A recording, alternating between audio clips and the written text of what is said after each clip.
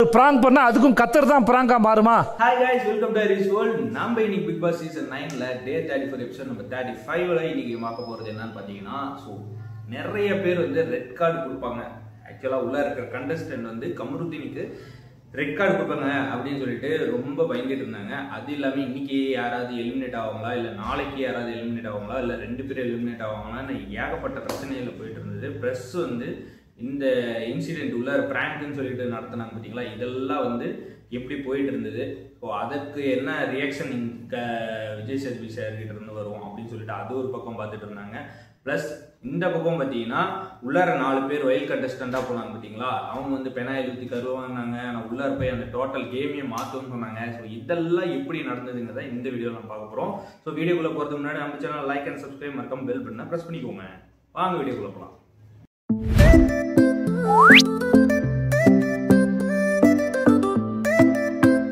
உள்ளார ஒரு 4 wild card contestant போயிருந்தாங்களே, so அவங்கள என்ன பண்ணாங்க, நாங்க உள்ளார போய் ஆட்டத்தை மாத்திடுவோம், கேமை மாத்திடுவோம் அப்படின்னு சொன்னாங்களே, அதெல்லாம் என்ன ஆச்சு அப்படின்னு பார்த்தாங்க. ஸோ இந்த 4 பேர் உள்ள பூந்ததுலயும் ஒரு நல்ல விஷயம் நடந்திருக்கு. என்ன அப்படின்னு பாத்தீங்கன்னா, உள்ளார நிறைய பேர் குரூப்பிசம் அப்படி இப்படின்னு சொல்லிட்டு பார்வதி வந்து நெகட்டிவ் ஆங்கிள் போனது, அந்த மாதிரி நிறைய போயிட்டு இருந்தது. ஸோ இப்ப இந்த வீக்ல பாத்தீங்கன்னா பார்வதி பாத்தீங்கன்னா ஒஸ்ட் பெர்ஃபார்மன்ஸ்ல இருந்து பெஸ்ட் பெர்ஃபார்மன்ஸ் வாங்கி இருக்காங்க.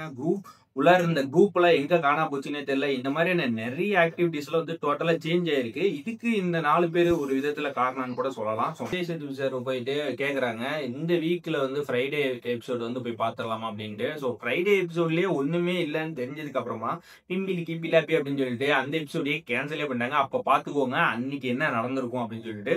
ஸோ அதுக்கப்புறமா வந்து பிரவீனை கூப்பிட்டு அப்படியே கேக்குறாங்க, ஸோ என்ன பிரவீன் இன்னைக்கு அப்படியே களை கட்டுது அப்படின்னு சொல்லி கேட்டோன்னே, ஸோ எப்பயுமே வந்து நார்மலா வீட்ல சொல்லிடுவாங்க இல்லையா, இந்த வீக்ல யாராவது எவிக்ட் ஆவாங்க அப்படின்னு சொல்லிட்டு. ஸோ இந்த வீக் பாத்தீங்கன்னா எப்படியும் டபுள் எவிக்ஷன் இருக்கும் அப்படின்னு சொல்லிட்டு, ஸோ பிரவீன் எனக்கு தெரிஞ்சு எவிக்ட் ஆகலாம் அப்படின்னு சொல்லிட்டு அவங்க வீட்டுல இருந்து ஏதோ சிம்பாலிக்கா கொடுத்து அனுப்பியிருக்காங்க அப்படின்னு சொல்லிட்டு பட்டு வேட்டி சட்டை அந்த மாதிரி கொடுத்துருக்காங்க. சரி, என் வீட்டுல இந்த மாதிரி ஒரு சிம்பாலிக்கா ஏதோ சொல்றாங்க போல இருக்கு அப்படின்னு சொல்லிட்டு அந்த ட்ரெஸ்ஸை போட்டு காட்டியிருந்தாரு. ஸோ அந்த பிரச்சனையை முடிச்சுட்டு ஸோ இந்த 3 பேர் ஒரு பிராங்க்னு ஒன்று பண்ணாங்க பாத்தீங்களா, அந்த 3 பேர்த்தையுமே சென்ட்ரல் உட்கார வச்சுட்டாங்க. ஸோ அந்த 3 பேர்த்தையும் உட்கார வச்சுட்டு அதுக்கப்புறமா வந்து எல்லாருக்கிட்டையும் கேட்க ஆரம்பிச்சாங்க. இதுல வந்து வினோத் வந்து கேட்டப்ப வினோத் சொல்றாப்படி, சார் இவங்க வந்து எனக்கு என்ன பயம் அப்படின்னு பாத்தீங்கன்னா கை நீட்டி அடிச்சுட்டு அப்படி, ஸோ இந்த மாதிரி அடிச்சிருக்க கூடாது, அடிச்சிருந்த ரெட் கார்டு கொடுக்கறதுக்கான வாய்ப்பு இருக்கு. ஸோ அவரோட வந்து படத்துக்கு உண்டான முயற்சி போட்டுட்டு இருக்காரு, படத்துல ஹீரோவா நடிக்கணும். அந்த மாதிரி நடிக்கிறப்ப எனக்கு வந்து இந்த மாதிரி கை நீட்டி அடிச்சு இதா போச்சு சார், நானும் சொன்னேன் அப்படி இப்படின்னு சொன்னேன் அப்படி. ஸோ அதுக்கப்புறமா கனியை கேட்டாங்க. கனியை வந்து அப்பதான் மூக்குல அந்த இது செயின் வந்து ரொம்ப போராட்டத்தை பண்ணியிருந்தாங்க. இந்த டைம்ல போய் இவங்க கேட்கலாமா அப்படின்னு சொல்லிட்டு கனி என்ன கனி என்ன இல்லை சார் நான் சரி பண்ணிட்டேன், சரி சொல்லுங்க அப்படின்னு சொல்லிட்டு, சார் ஏதாவது கையில கடிச்சது நார்மலா சண்டை போட்டதை விட இதான் கையில கடிச்சு இதாக அடிச்சுன்னா இன்னும் பெரிய பிரச்சனையா போயிருக்கும் அப்படின்னு சொல்லிட்டு ஒவ்வொருத்தருக்கிட்டே ரிவ்யூ வாங்கினாரு. ஸோ அதுக்கப்புறமா வந்து இந்த 3 பேர்த்தையுமே உட்கார வச்சு, ஸோ இது வந்து நீங்க செஞ்சது வந்து கரெக்டா இல்லையா அப்படின்றத உங்க டீம் மெம்பர்ஸ் கிட்ட நீங்க என்ன செஞ்சீங்கன்றத சொல்லுங்க. இது நீங்க சொன்னதுக்கு அப்புறமா வந்து நான் என்ன சொல்லணுங்கிறதே என்னோட கருத்தை வந்து சொல்றேன் அப்படின்னு சொல்லிட்டு ஒரு சின்ன பிரேக் விட்டுட்டு போயிட்டாங்க. இந்த 3 பேருமே வந்து எல்லாரும் முன்னாடி வந்து சொன்னாங்க, ஸோ நாங்க வந்து பண்ணது வந்து ஒரு பிராங்க்.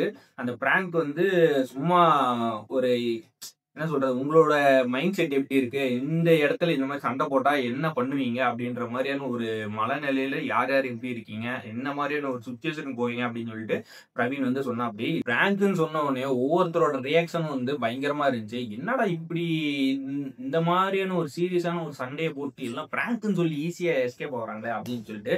ஸோ இதுல கெமி வந்து எந்திரிச்சோன்னு என்ன சொன்னாங்கன்னா, இந்த மாதிரி ஒரு பிராங்க் நீங்க பண்ணிட்டு வீட்டுல இனிமேல் யாராவது சண்டை போட்டாலுமே அது வந்து யாருமே வந்து பாத்தீங்கன்னா பிராங்க்னு தான் நினைப்பாங்க, எப்படி போய் அதை தடுக்கணும்னு நினைப்பாங்க. இந்த மாதிரி ஒரு சென்சிட்டிவான விஷயத்தை நீங்க பிராங்கா எடுத்து பண்ணலாமா அப்படின்ற மாதிரியான ஒரு கேள்வி கேட்காங்க. ஸோ வினோத்துக்கு வந்து ரொம்ப கோவம் வந்து போய் அடிக்கவே போயிட்டாரு. சும்மா அப்படியே ஜாலியா போய் அடிச்சிட்டாரு. ஃபர்ஸ்ட் எல்லாருமே ஒரு ஜாலியா எடுத்தாலுமே அது அதோட இது வந்து போக போக போக எல்லாத்துக்கும் ஒரு சின்ன வருத்தம் கோவம் இருக்கும் இல்லைங்களா. எல்லாம் போயிட்டு அந்த டைம் வந்து ரொம்ப சீரியஸான சுச்சுவேஷன்ல சமாதானப்படுத்துறது அது இதுன்னு இருந்தது. எல்லாரும் போய் கொஞ்சம் ஆறுதலா இருங்க அப்படி இப்படின்னு சொல்லிட்டு ரொம்ப இது பண்ணி கேட்டுட்டு இருந்தாங்க.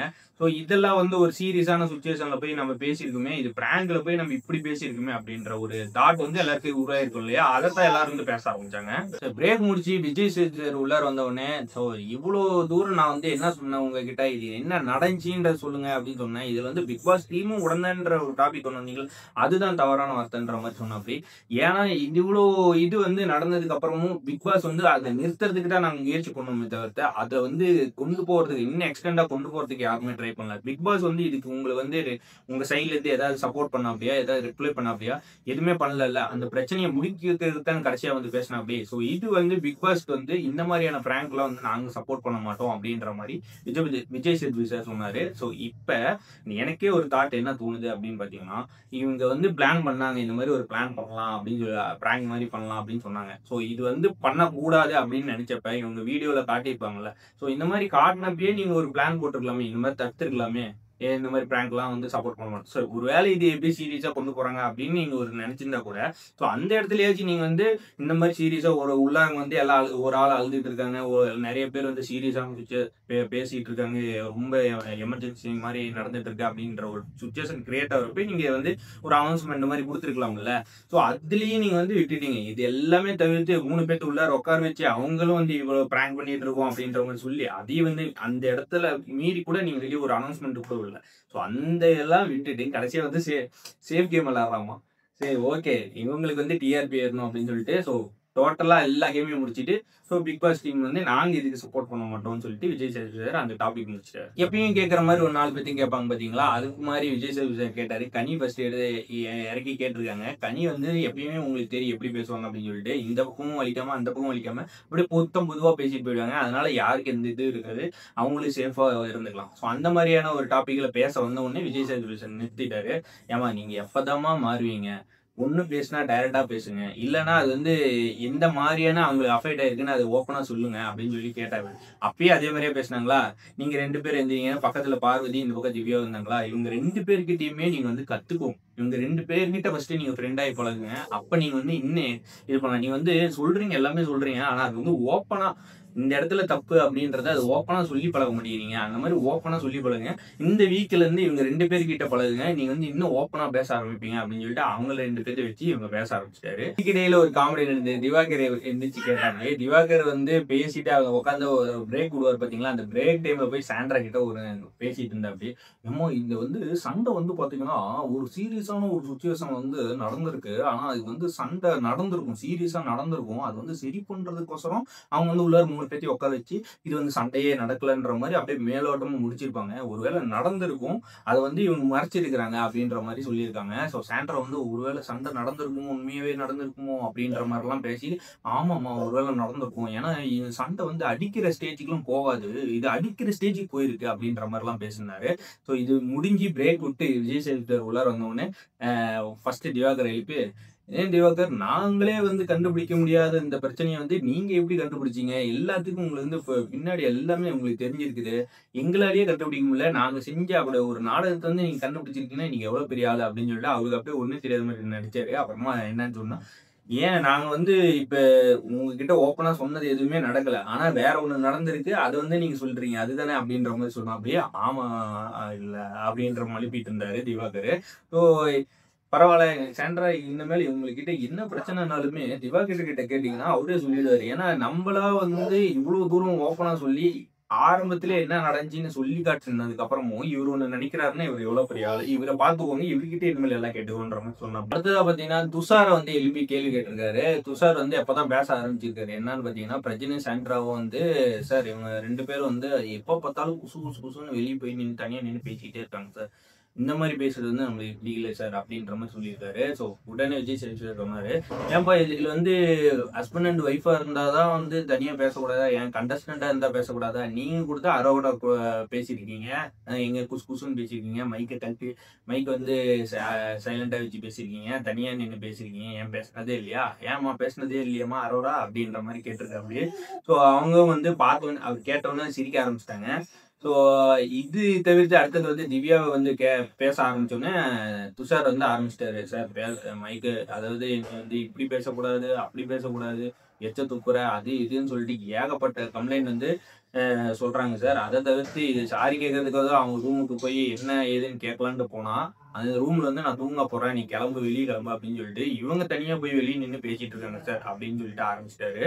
இது வந்து விஜய் சேதுபதி சார் வந்து எழுப்பிவிட்டு திவ்யா கிட்ட கேட்டிருக்காங்க, ஏமா தூங்க போறேன்னு சொல்லிட்டு அங்க போய் வெளியே போய் பேசிருக்கீங்களே, என்ன உங்களுக்கு அவ்வளவு இது அப்படின்ற மாதிரி துஷார் சொன்னதுக்கு அப்புறமா விஜய் சேதுபதி சார் வந்து திவ்யா கேள்வி கேட்டாங்க. என்ன திவ்யா நீங்க உங்க மேல இப்படி சொல்றாங்க, நீங்க என்ன சொல்றீங்க அப்படின்னு சொல்லிட்டு அப்படியே ஒரு மைண்ட் செட்ல இருந்தாங்க. என்ன சொல்றதுன்னு தெரியல அப்படின்னு சொல்லிட்டு, சார் என்கிட்டயே கேக்குறீங்க அப்படின்னு கேட்டாங்க. அது வந்து விஜய் நீங்க தான் திவ்யா, உங்ககிட்ட தான் கேட்குறேன் அப்படின்னு சொல்லிட்டு சொன்னாரு. ஸோ நீங்க ஏதோ வேற மைண்ட் செட்ல இருக்கீங்க போல, நான் உங்ககிட்ட தான் கேட்டுட்டு இருக்கேன். ஆனா நீங்க கேட்கறது வந்து வேற எங்கேயோ ஒரு மைண்ட் செட்ல. இல்ல சார் அவங்க வந்து நான் எனக்கு நடந்தது எதுவும் சொல்லல சார், அவர் சம்திங் வேற ஏதோ சொல்லிட்டு இருக்காப்டி அப்படின்ற மாதிரி சொன்னாப்டி. ஸோ விஜய் சார் வந்து கேள்வி கேட்டதுக்கு வந்து இல்ல சார் சொல்றேன் சார் அப்படின்னு சொல்லிட்டு, சார் என்னோட வாய்ஸ் வந்து பேஸ் வாய்ஸ், அது வந்து அவங்களுக்கு போய் கம்யூனிகேட் ஆகிறப்ப அது வேற மாதிரி போகுது அப்படின்னு சொன்னேன்.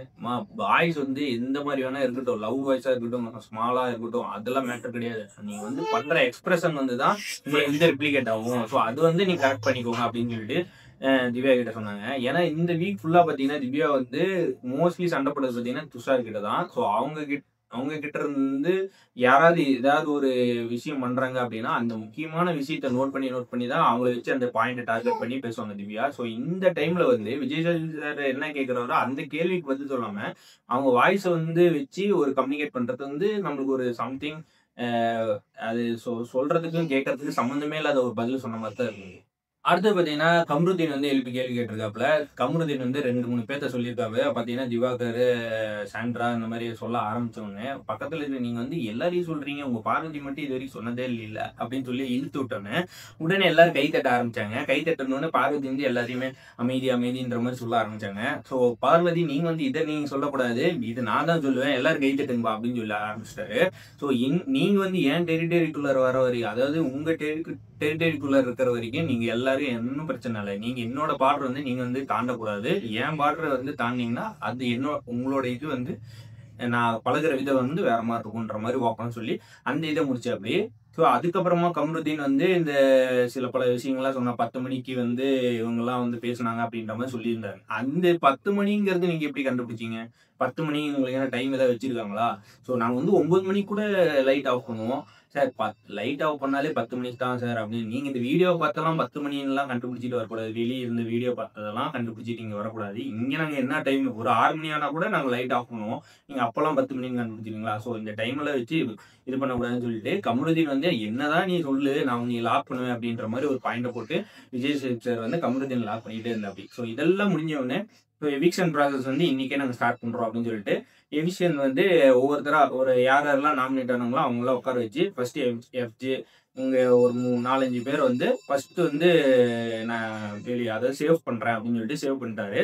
ஸோ மீதி இந்த 4 பேர் வந்து பார்வதி, துஷார் இவங்களாம் இருந்தாங்க. ஸோ இதுல வந்து யாரை எப்படியும் எலிமினேட் ஆயிருப்பாங்கன்னு உங்களுக்கு தெரியும். ஸோ நேற்று எலிமினேட் ஆனது வந்து துஷார் தான். ஸோ அவர் எலிமினேட் ஆனோடனே அரோராவுக்கு வந்து கண்ணில் தண்ணி வந்துருச்சு. அதுக்கப்புறமா வந்து ஒவ்வொருத்தரா கிட்ட ஹக் பண்ணிட்டு வெளியே வர சொல்லிட்டு அப்படி வெளியே வந்து எப்பயும் போலதான் அவருக்கு வந்து ஒரு வீடியோ போட்டு துஷாருக்கு வந்து ஒரு ஸ்பீச் கொடுத்து எல்லாத்தையும் வெளியே அனுப்பிச்சு விட்டாப்பி. அதுக்கப்புறமா பார்வதி கண்ணாடி அதாவது கேமரா முன்னாடி போய் நின்றுட்டு, ஸோ நான் வந்து சொன்னதை வந்து நீங்க எதோ தப்பா நினைச்சிக்க, இங்க நடந்தது வந்து எப்படி இருக்கும்னு உங்களுக்கு தெரியும் அப்படின்னு சொல்லிட்டு அந்த ஆல்ரெடி ஒரு இன்சிடென்ட் நடந்துச்சு பாத்தீங்களா? ஸோ அந்த இன்சிடென்ட்டுக்கு வந்து நான் டைரக்டா வந்து உங்ககிட்ட சொல்றேன், இங்க எல்லாமே என்ன தப்பா ப்ரொஜெக்ட் பண்றாங்க அப்படின்னு சொல்லிட்டு அதை ஒரு வீடியோல வந்து ஒரு வீடியோ மாதிரி போட்டு அதை பதிவு பண்ணிட்டாங்க. ஸோ இதுதான் இன்னைக்கான எபிசோட்ல நடந்து. நாளைக்கு என்ன நடக்குதுன்றத பார்ப்போம். ஸோ வீடியோ உங்களுக்கு பிடிச்சிருந்தா லைக் அண்ட் சப்ஸ்கிரைப் பண்ணிக்கோங்க, மறக்காம பெல் பட்டனை பிரஸ் பண்ணிக்கோங்க. அடுத்த இன்ட்ரெஸ்டிங்கான வீடியோல மீட் பண்ணலாம். தேங்க்ஸ் ஃபார் வாட்சிங்.